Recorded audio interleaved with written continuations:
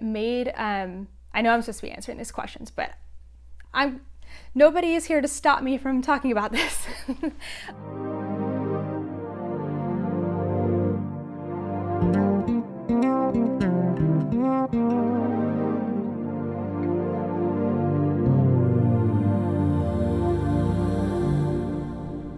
Hey everyone, my name is Natalie, also known as Knitty Natty. Welcome to episode 60 of the Love in Stitches podcast. Today is Tuesday, April 21st, 2020. I feel like April is going by so fast. It's crazy.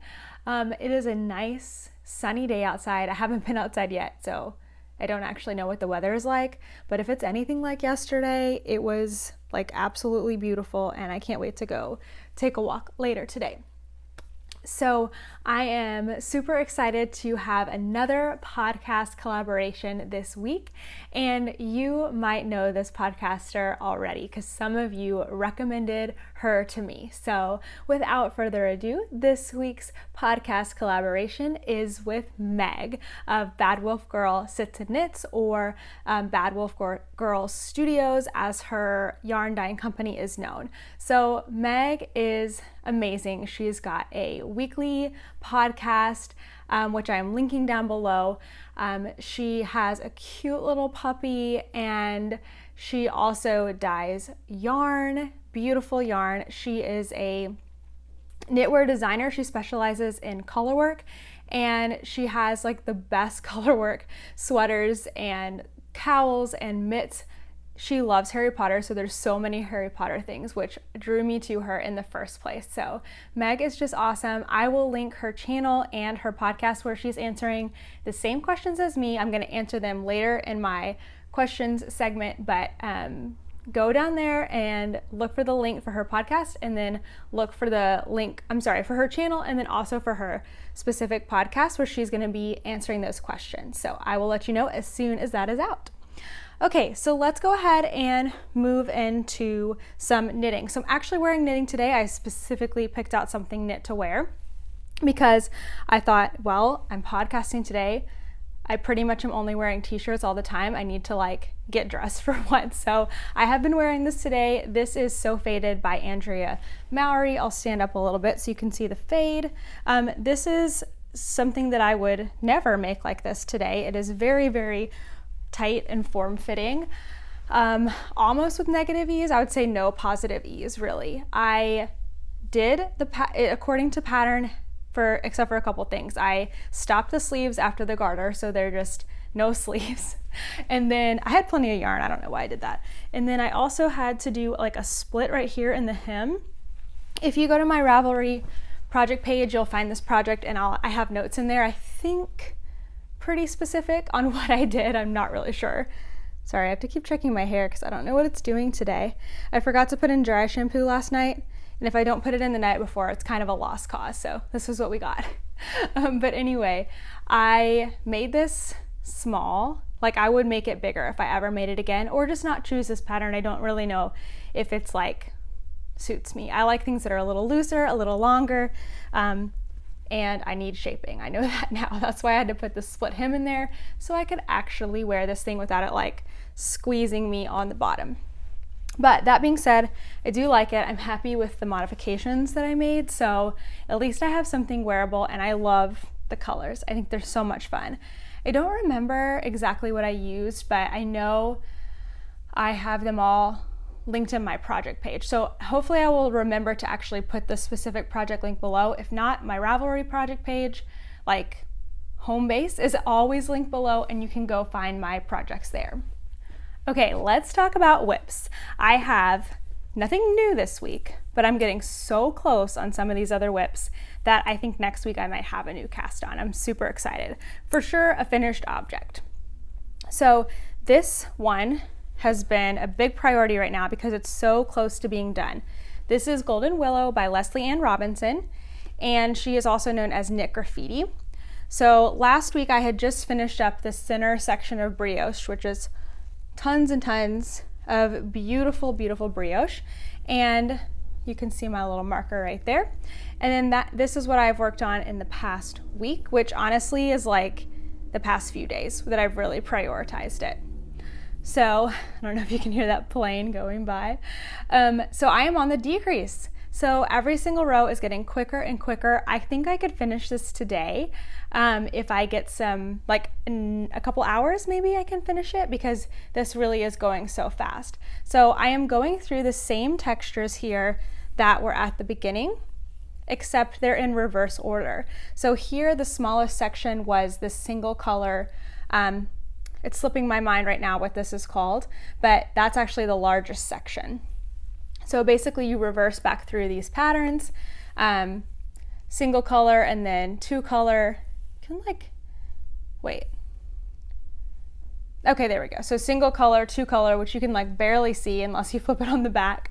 And then this is called a pearl, two color pearl, I think. And then this one is not my favorite, I have to say. I didn't like it on this side either.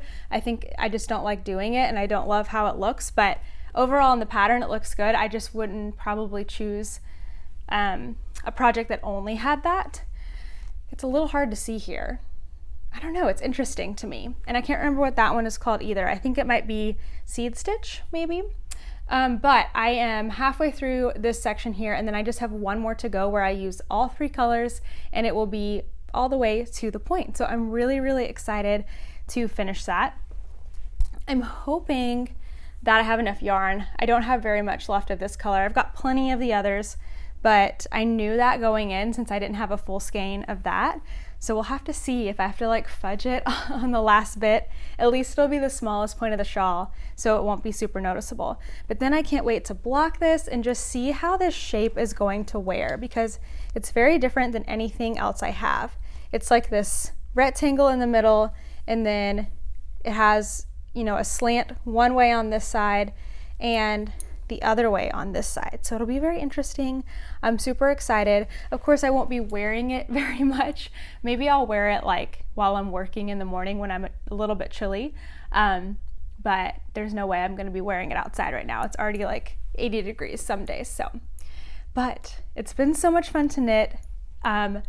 So much so that I'm excited to look at other shawls by Leslie Ann Robinson and see what I might want to make next. Like I said, I definitely need a new cast on. Well, I'm hoping to finish the projects that I'm going to show you by the end of April, and so in May I'm going to have lots of new cast ons, and I'm super, super excited for it.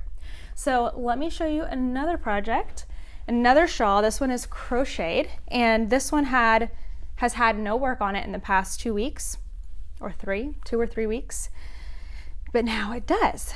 And I think I marked it, yes. Okay, so this is the Blur shawl by Addie Day Designs, and it is a crocheted shawl in a crescent shape. So I'm also excited because this is sort of a new shape for me, having a crescent this big. So 2 new shawl shapes for me. But last week, or the last couple weeks, I've been where my cute little hot dog is right there.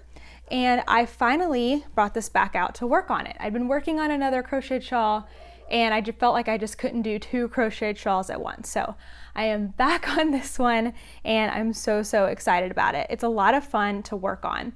I actually brought it out because I had a little Zoom like crochet,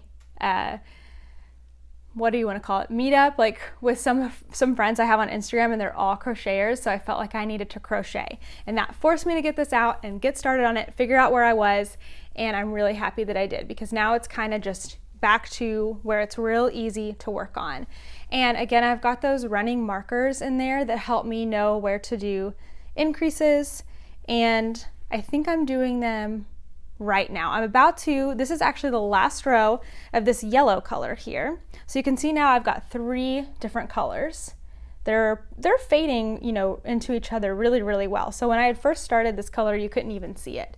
But now you can see it, and I can't remember which one I'm doing next. It's going to be one of these, but I just can't remember. So I'll have to look at the pictures I took. I took pictures of my swatches, and then I deleted all the ones that weren't the order that I wanted to do, so I wouldn't forget, because I knew I would forget. So this is the last row that's just that yellowy color, and then I'm gonna start fading that yellowy color into the next one for, I think, like 6 or 8 more rows. So that'll be fun. I'm excited to get to work on that.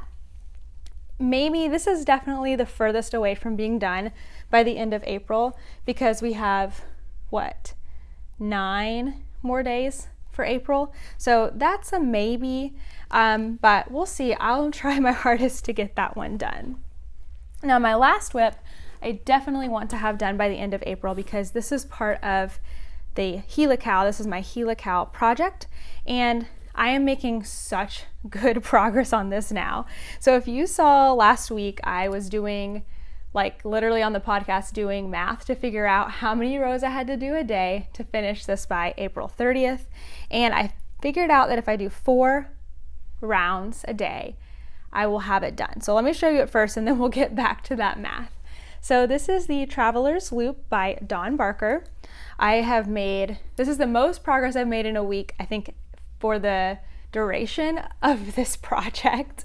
There's my marker from where I was last time. So there's actually 2 markers here. Isn't that cute? I got this at Disneyland, I believe. It was like a charm that you can put onto like bracelets and stuff for little kids, and I took the hardware off and attached my own hardware so that I could use it as a stitch marker. I love it. Anyway, that marker underneath is the halfway point. So as you can see, we're getting closer and closer to the end.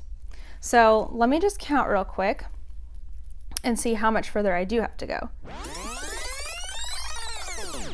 Okay, so I have 18 garter ridges. Okay, this is how I think about things. I need 60 garter ridges. Half of that is 30, so I'm looking at the second half as 30. That's my whole. So out of my whole 30, which is really half of the pattern, I've already done 18. So I am just like 24 rounds away, 12 garter ridges, 24 rounds from finishing this. So if I have 12 garter ridges and I'm doing 2 a day, that's 6 days. So I am really good, because today's only the 21st. So I am really, really making up. I'm doing more than 4 rounds and 2 garter ridges a day.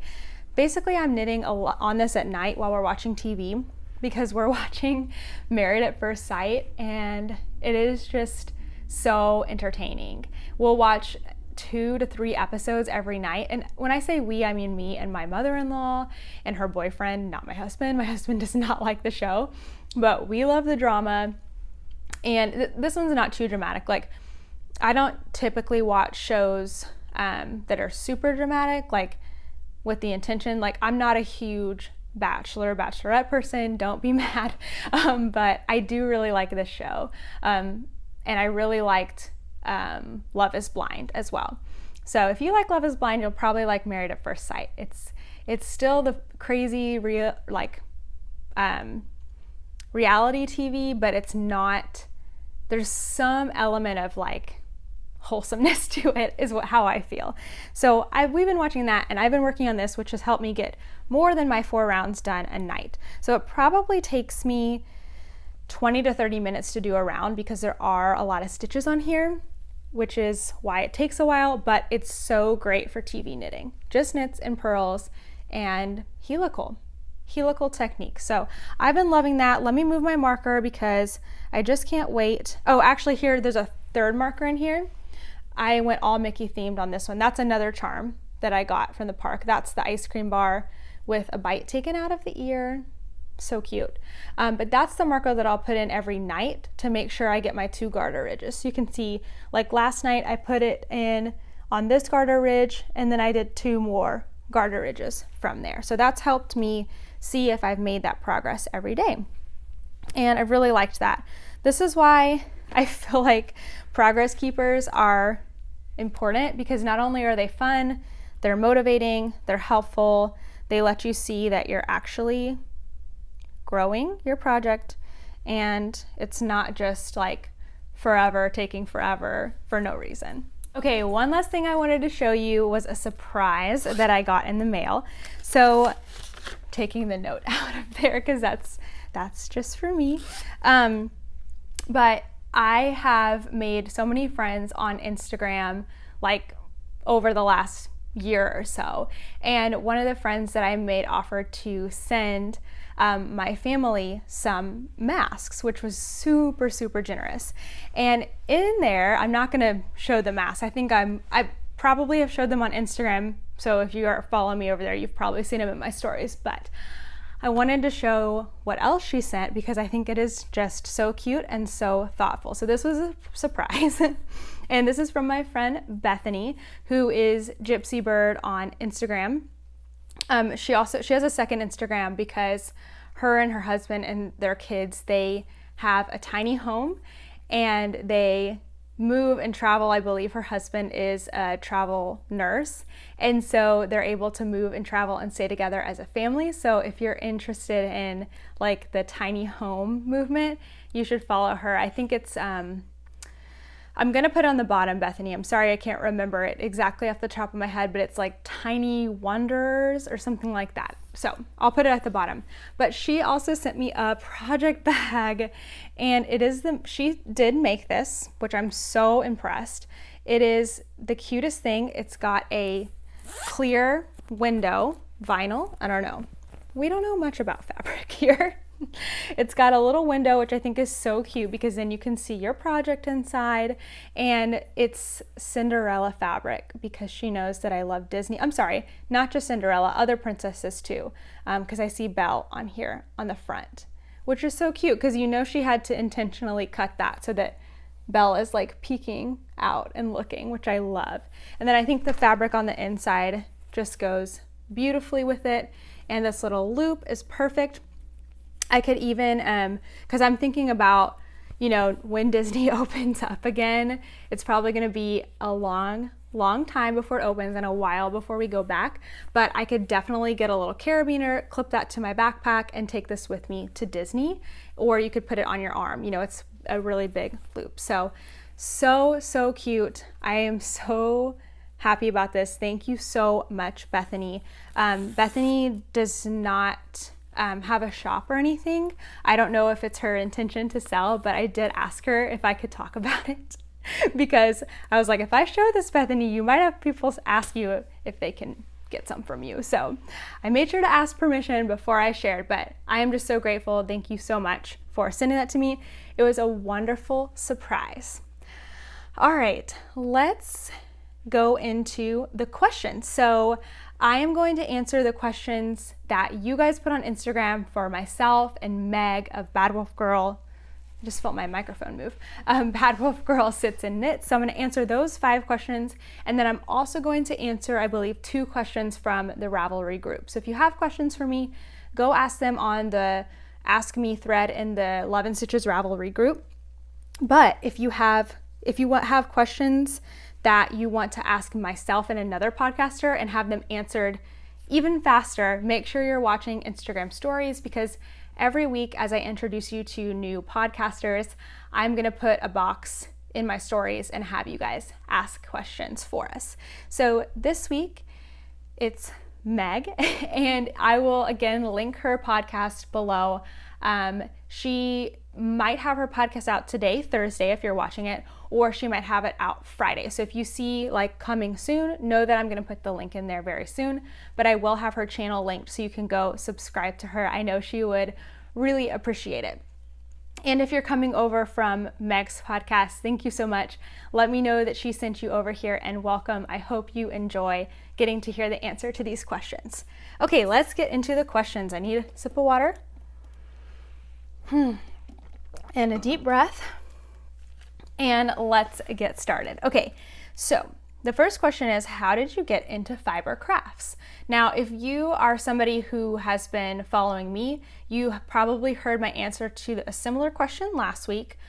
So I'm going, and I feel like I'm probably going to get this question a lot, but I totally want the other person to be able to answer it fully. So when I answer the question, I'm probably going to try to add something new in every time just to keep it interesting.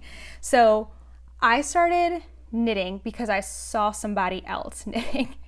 So I used to dance, and I would go to these summer intensive camps. I think I was at the Houston Ballet when I saw somebody knitting, and I just saw this other girl. I was 14 years old, I think, or 13 years old. I saw this other girl knitting, and that made me come home and ask my grandmother if she could teach me. So my grandmother taught me, and then fast forward a few years, and I'm still sort of dabbling, but my mom finds a local yarn store, and I didn't even know that that was a thing. I just thought you could get yarn at like Joann's and Michael's and Walmart. I had no idea that you could go to a yarn store.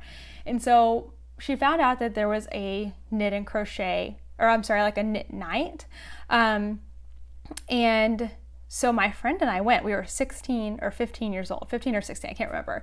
And we went, and it was so much fun. We thought everyone was super, super cool.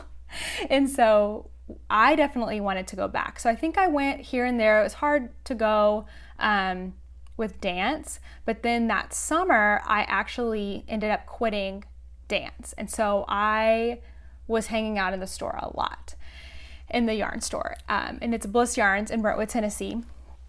And I ended up getting an after-school job there. So starting my junior year of high school, I started working at Bliss Yarns. And I think that just really started my obsession, honestly, because I knew how to knit before, but it wasn't an obsession. And so that was also around the time a friend taught me to crochet. So I was diving into both crafts, and I went to college and I kind of stopped for a little bit. It's just too cool. And I totally regret those 4 years of not working on knitting. Think of all the things that I could have been making. But anyway, after I graduated college, moved to Dallas, I got into it even more, and that's where we are today. I started doing Knitty Natty stuff, I would say, when I started my Instagram, which was in August of 2017. So that's the quick overview of how I got into fiber arts and then where I am now. Okay, second question. How did you learn to start pattern designing? Okay, so I started pattern designing. My very first pattern was Float Tote, which I have two right here actually. So let me just show them real quick in case you are coming over from Meg and you haven't seen them before, or I just haven't explained them in a while. So this is a crocheted pattern. It's called the Float Tote because I designed it to solve a problem. I was making all of these color work things. I was making mostly stockings, and I was having such a hard time managing all of the balls of yarn. And I was like, I just wish there was something that, like some kind of container that had little buckets for my yarn that were movable, that were soft enough that I could like take it with me, but were sturdy enough that they would hold onto the yarn and like everything wouldn't like tangle up like it does when you put it in a drawstring bag. So that's where I came up with the Float Tote. Originally, I was like, this needs to be sewn. I would need somebody to sew this for me. But then I thought I could probably do it with crochet. And so that's kind of how the idea was born. You can see there's little, let me fold this down.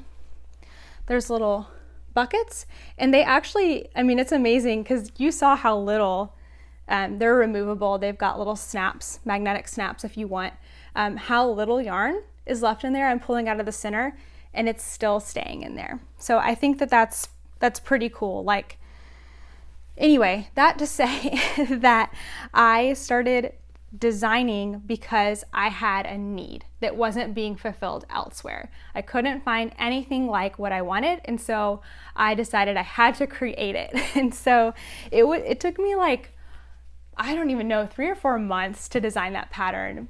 When you start out anything new, I feel like it's always so slow, and designing is the same. So it took me forever, but I finally got it, and I've even got multiple sizes now. This is the large one. It's got 5, and I've got smaller ones too. But yeah, just that's why I started designing and how I got into it. I would say that I learned through trial and error. I was a test knitter and a test crocheter, and that really helped me see like what the standard was. I tested for multiple people just to kind of learn the process, and again, just trial and error and a lot of Googling. That's how. I wouldn't say that I'm like a professional in any stretch, but I definitely have grown and have improved, I think, over the last couple of years. At least I hope so. So yeah, that's how I got into it, and that's how I learned. Okay, number 3, what is your favorite design? That's like trying to pick a favorite child, because I can think of ones that I use the most, that I'm like the most excited about, but favorite is like hard, because they're all my favorite at one point in time, right? I think they're all the favorite when I'm working on them. So that being said, my favorite right now, I don't even have up here, but that's probably my Yarn Cozy Light. It is yet to be released. It's coming May 1st, which is next Friday. Yeah, next Friday. So I'm super excited about that. I have never ever received, saying some like bad grammar here, I've never received so much positive feedback before a pattern has released as I have with this pattern. So I'm really, really excited about it. I worked really hard on it, and my testers have been working really hard. They've been making multiple, working through multiple ones. So I'm really hoping this is one of the clearest and best tested patterns I've ever put out. And I think, again, I'm designed it to solve a problem, which is yarn cakes. When you pull out of the center, they collapse. And I had a favorite store-bought product that I could get, and they're really, really hard to find, and I don't love the designs that they come in. So in making your own, you can make them however you want. So again, solving a problem with knitting and crochet. But yeah, I think that's my favorite. If not, Float Tote has to be up there for sure. And my shawls, I really like my shawls. I need to get back to doing some shawls, because I think you guys really like them as well. Okay, I'm really looking forward to Meg's answer to that favorite design question, because Meg is like designer with a capital D. Like, she rocks it. She's got amazing, amazing designs. It's a shame that I have never knit one. I really, really need to. I know I'm supposed to be answering these questions, but nobody is here to stop me from talking about this. I think that it would be really fun, and again, this is just a whim that I'm saying this, but I would love to make one of her Hogwarts: A History sweaters for myself, maybe for like Christmas. I made Christmas Harry Potter Weasley sweaters several years ago for myself and my husband and Toaster, and those were fast. I mean, they were Aran weight and very simple, so these colorwork sweaters would be a lot more work, and they would take more time basically, but I think that they would be even nicer, because I just use cheap yarn for that.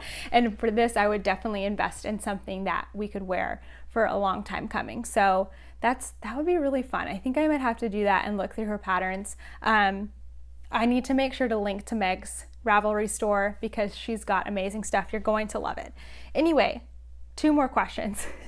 Number 4, do you have any family members who knit? No. No, okay. Yes and no.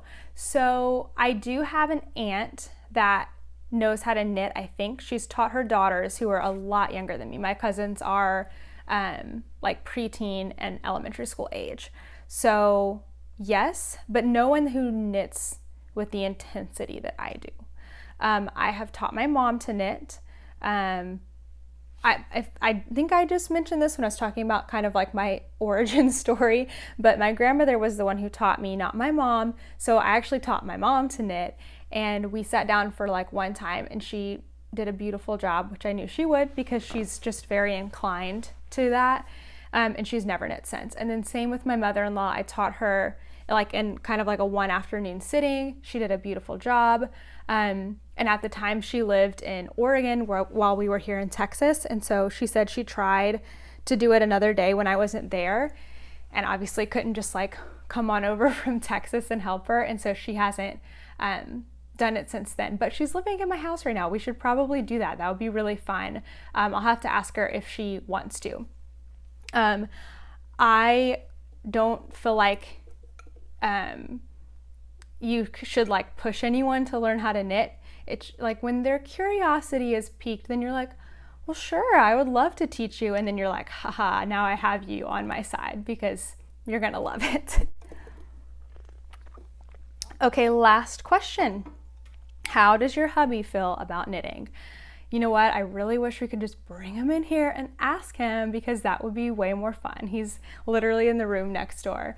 But how does Kent feel about knitting? I think that he gets where I'm coming from, where like how much I put into it. Like I think he really understands that. While he doesn't know how to knit, he's not a knitter. He really tries to learn about knitting. Like he asks questions, he tries to get the lingo, he knows what projects I'm working on. Like he doesn't know the name and stuff like that. I wouldn't expect that, but he will get excited for me when I'm excited about something. Like I'll say I'm almost finished with this shawl, and he's like, oh, wow, you're almost there. I like that stitch pattern or whatever. Like he really does try, because he knows how important it is. And I think he can relate because he's got some really niche hobbies as well. Like he loves gaming and he loves a variety of things, but he has those kinds of things that it's more than a hobby to him. And so he knows that knitting and crochet are more than a hobby to me, and he can get that. So I really do appreciate that about him. He has said that he's gonna learn how to knit. Like he's gonna let me teach him for a video. Because you guys have asked, and so I just have to figure out a time when he will sit down and do it. So I don't know, it could be next week. No, it won't be next week. It could be soon, but it could be a couple months, but I promise you I want to do that, and it is coming. All right, so those are the 5 questions that you guys asked on Instagram. Make sure you go check out Meg's answers to those questions, and I will have somebody else next week. I'm very, very excited about next week's guest collaboration, because so far I've had 2 people that are pretty well known. You guys recommended them to me. You might already know them. I'm excited if you didn't, and I got to introduce them to you. But this person next week, I hope to be introducing you to somebody that you may not have heard of before, and I'm really, really excited about that. So can't wait. Tune in next week and look out on Instagram for the spot to put in questions. But I am going to answer 2 quick questions from Ravelry, because I don't want to leave you guys hanging on those questions. So the first one is from Bella's Custom Crow. I thought it was Crochet. Maybe that's your Instagram handle. Bella's Custom Crow. I think that's funny. It just made your name pop up, I thought, but I can't get it to do it again. Maybe? Okay. All right. So she asked, hey Natalie, I know you've shown your room setup, but I'd be curious to know, if you don't mind sharing, what lights and microphone and other tutorial and podcast equipment do you use? I'm always reading Amazon reviews, but it's nice to hear feedback from people actually using them for what I would use them for. Okay, so I would love to talk about that real quick. And while I was setting up today, I did film a little video. So I'm gonna like put that over me talking here. But if you don't know, this is not my usual spot to set up. Usually I'm in my yarn room with my IKEA shelf and my yarn behind me. However, my equipment is all the same. I brought it all up here, so I will kind of talk you through that. So basically, I have a few things that help me get good lighting, and then a few things that help me record. So one of those things we'll talk about real quick is the light. So this is a light kit that I got on Amazon. I will try to go back through and find the exact ones that I got. I think they were about $50, and it came with 3 lights and 2 umbrellas. One light I don't even use at all. I just use the 2 with the umbrellas. They're super adjustable. My husband actually uses them too when he is streaming video games. They're basically set up to project soft light on your face. And so I usually have one a little higher and one a little lower. So I've got light from just barely above and light more in my face, so that I'm lit up and you can see what I'm doing and what I'm saying and what I'm showing you. When I was bringing them in from his office because that's where he had them. We only have one set of lights. We probably will end up getting him a set because technically I got these for podcasting, but they are kind of bulky. So, well, they're really not that bulky, but like, why have two sets when you can just have one set of them? Especially since we're sharing the same floor right now while we have other people in our house. So yeah, the lights are awesome. They are absolutely essential. When I first started podcasting, I had to rush home after work in like the winter months because the sun would set at 5 and I got off of work at 4 and it took me like 30-45 minutes to get home. And then I would sit where the window was like in front of me on the other side of the camera and record, and I could just see the sun setting, and it was awful. Like, having these lights makes all the difference. You can record at night, you can record basically anytime. They're great and they're not that much of an investment. The other thing is a tripod, which I am adjusting right now. The tripod is the first thing that I got actually because I needed somewhere to put my phone. And it's again from Amazon. I don't remember exactly how much it was, but it's the one I've had for it's the only one I've had. So it's lasted me for at least a year and a half now, maybe a little longer than that. And it's also adjustable and it's great. I had to make sure I got one for a phone because I'm still recording on my phone. I have gotten better phones over the years. I keep saying years, but it's really only been a year. I have an iPhone 11 Pro. That's what I record on. That I edit on that. I use my phone for everything. So that's what I'm using. And then the very last thing, so I got the tripod first so that I could prop my phone up. And then several months later, I got the lights. And the last thing that I got is the microphone. And I feel like that does make a big difference. There was a bit of a learning curve with the microphone, but that was all kind of in editing and then like how to adjust it. And I still have to be careful because if I tilt my head down when I'm looking at stuff, it gets way louder. So it's not like a great, amazing microphone, but nonetheless, it helps you hear me better, especially when ambient noise is going on. So this is the cheapest investment. It was probably $10 or $15. Also got it on Amazon. I chose to get one that plugs in instead of Bluetooth because I didn't want to have any issues with it cutting out. I also have a super, super long cord. It's so long that I actually have it coiled up here. That probably wasn't necessary, but oh well. The microphone on iPhones is actually really good, so you wouldn't have to have that. It's just when other stuff is going on, it will pick that up. And when you have the microphone right here, it mostly just gets your voice, so that's good. But yeah, so number one, you need something to record, so phone, camera, whatever. And then you need a tripod to put it on. So I would say those are your first two things. If you can get those two things, you can start. And then after that, maybe the lighting and the microphone can come when you have it in the budget. But yeah, it all helps. So that is what I use. And I will try to link the exact ones I have down below. Okay, and I was going to answer one more real quick, especially because I talked about my knitting so fast. This one is from SEO Doc, my friend Sarah. Hi, Sarah. Sarah says, "Hey, Natalie, congratulations on your new YouTube channel. I can't wait to watch. I have a question that I'd like to ask you and everyone. It's that time of year when dyers start to post their advent calendars for sale. Yay. I know you love the Dragonhorn Yarn / Yarn Cafe Creations Harry Potter one, and I do too. But this year I'd love to get one that's intended to be a gradient or a fade. Do you know of any dyers that can do this, or can we get a poll on everyone's favorite yarn advent calendars? Thanks and happy knitting."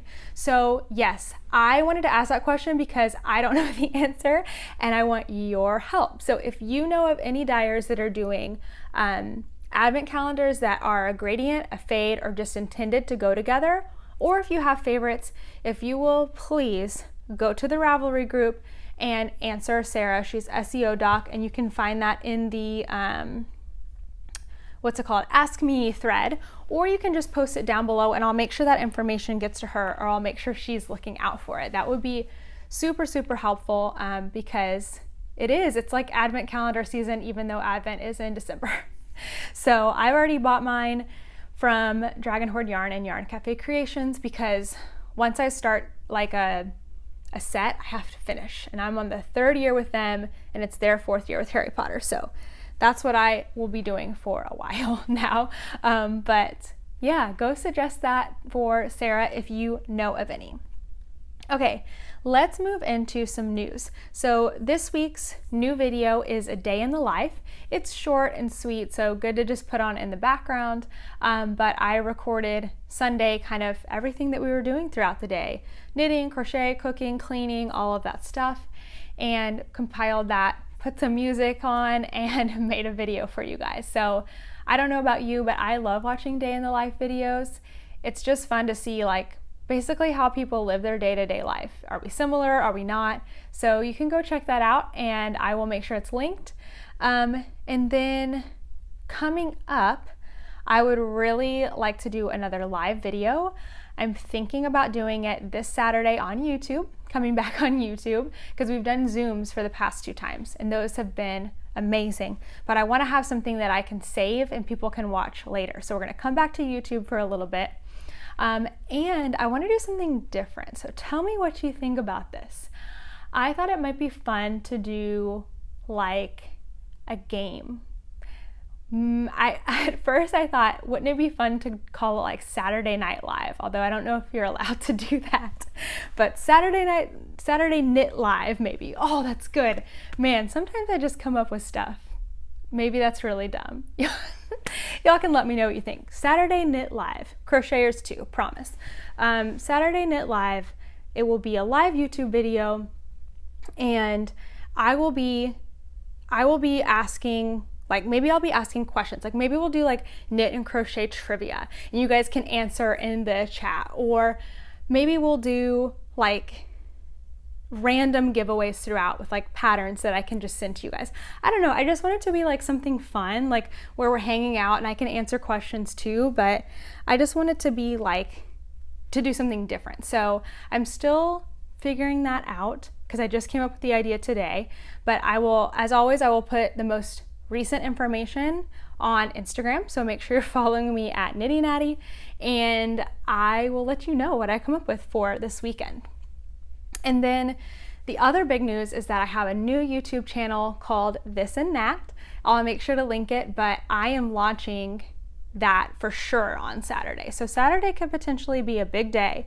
If you want to come hang out with me all day, on my This and That channel in the morning at 10 a.m. I will be premiering my very first video. That's not my intro video, so my very first cleaning video, and it's going to be my weekly cleaning routine. So This and That is going to be a lifestyle channel separate from Knitty Natty, because I had the desire to start these lifestyle videos, and I did put one on this channel about my $30 a week grocery budget, and y'all were very supportive of it, but I just felt like I wanted to actually do a lot with that, and it made more sense for it to be its own thing. So that's when I started This and That, or I didn't start it then. I had the idea and I've been developing it for a few months. So This and That is its own channel. So if you're interested in like organization, cleaning, basically like motivation and kind of ideas for those things, anything lifestyle. I'm gonna do food, I'm gonna do budget, I'm gonna do it all at the beginning until I figure out like what is suiting you guys best. And so that is all gonna be over there. So go over there and subscribe to that channel if you're interested in that. And then again, first video is coming on Saturday, 10 a.m. It'll be a premiere, which means that I will be there live. We can all watch the video for the first time together, and the chat will be open, and that will be really fun. I'm excited for that. And then from there, I'm planning on 3 videos a week for the next like 3 weeks, just to get that channel launched. And then after that, it will probably go to 2 videos a week. So I'm really, really, really excited about that. I have been working on those videos for a while now, so you're gonna see some that are pre-quarantine time, but I wanted to have those all ready so that I could launch the channel, and I thought I was gonna be working. So of course things have changed. I am working, but I'm at home, so my load is different. But yeah, anyway, I think I'm just rambling now, but that's coming out. Saturday's a big day. Saturday morning, 10 a.m. you can hang out with me at This and That. And then Saturday evening, you can hang out with me here on the Knitty Natty YouTube channel. So I'm really, really excited. Saturday is gonna be great. Okay, life, there's not much new going on really besides what I just mentioned. I have been cracking down more on a routine for myself because I was feeling overwhelmed. Like, I would do really good in the morning. I would get up and like get things done, and then by about, what time is it now? 2:43, I would feel like, what should I be doing now? So then I just wouldn't really get anything done. Like, I'd feel guilty about not doing work, but I wouldn't let myself relax enough to like just sit and knit or watch TV. So I was just stuck in that like busyness purgatory where I just wasn't really doing anything, scrolling on my phone or wandering around, like opening the refrigerator 100 times. I don't know if you can relate to that. But anyway, so Jordan Page, who is somebody I admire so much, she has a system called like a block schedule. She made it huge, block scheduling. So I decided I would sit down and make my quarantine block schedule, because I had one for work and it was great, but now it's new. So if you want to see my actual block schedule, you can go to my Instagram, all of this and that's over there. But basically I have 3-hour time slots of the day, and each 3-hour time slot has a theme around it, what I'm mostly focused on. It's not super specific. Like, the morning one is just like get ready, like do life stuff, eat my breakfast, all that. The second 2 time blocks are the most important because they're my work hours. So in the first one, I'm trying to do all of the thinking work, the stuff that's more difficult. So it's not like I'm limited to only working on certain things. It's just I want to get all the most important, difficult stuff done in the morning because I'm a morning person. And then my afternoon block is like eat my lunch, do the things that are a little bit require less thinking. Like, podcasting for me has become a routine. It's something that I don't have to like spend hours and hours just thinking about how to do. I can just do it. So it's perfect for the afternoon block. And then after that, I have time to like think about the house, do my chores, take a walk, get my shower in for the day. And then my last block of the day is relaxing time. And that has helped me so much to like keep moving forward and not go, what do I do next? So that's been really good. That's something positive and new in my life. And then lastly, bringing me joy, I am totally dreaming up new cast-ons since we have 9 days left of April. I want to finish these projects first, but then I have just some ideas of things I might want to start next. I definitely need to get some new designs on the needles because I want to do the worsted weight yarn cozy and then also a crochet version. So that's going to come soon. I would really like to make something summery. I have 2 skeins of fingering weight cotton that I think I got last year at DFW Fiber Fest. They're pink, they're light, they're perfect for spring and summer. And I would like to make maybe like a tank top or something sleeveless like this that I can actually wear in the current weather. So I don't know, I'm just kind of thinking of what would be fun to cast on next. I also ripped out that sweater, that crocheted sweater, and so that yarn is ready to go. So I just don't know. I'm very into using up my yarn right now. So we'll have to see whatever strikes me. I need to make socks. I want to crochet socks. There's just a lot of potential there. So who knows what I might have on the needles or hook next week. I think that is everything. If you haven't already, please go check out Meg's channel, Bad Wolf Girl Sits and Knits, and I think you will like what you see, so make sure you subscribe to her and like her video as well. Thank you guys so much for watching, and I will see you guys hopefully on Saturday, and if not, I will see you next week. Bye!